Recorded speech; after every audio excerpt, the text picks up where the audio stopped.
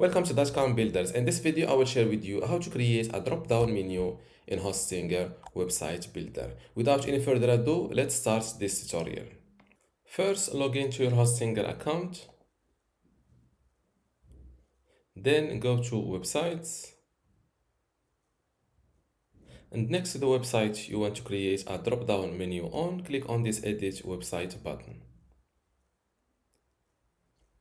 This is my website in Hostinger website builder, and to create a drop-down menu here, simply click on pages, and here below main navigation, just drag and move the element you want to create the drop-down menu using, like that, and place it below the other menu above it, but not in the middle, in a little bit to the right, like that. Now let's place this newsletter.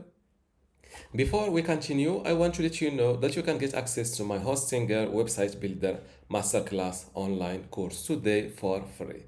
Inside this course, you will learn many things, including how to get started with Hostinger, templates and branding, editing page content, menus and navigation, advanced layout features, contact and communication, e-commerce setup, blogging, SEO, analytics, and site management. To get access to all of this today for free, plus my other online courses about Hostinger web hosting or Hostinger Horizons, just visit this page academy.dotcom.builders and you will see how to join and get all of this today for free. Without any further ado, let's continue our video. Like that. Now let's place this new newsletter also inside this drop-down menu. As you see, now it shows like that. Now don't forget to update your website to publish these changes live.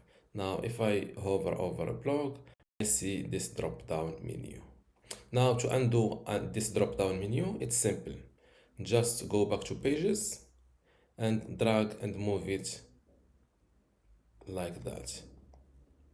If you can't do it just like that, just click on these three dots and select move out of drop down.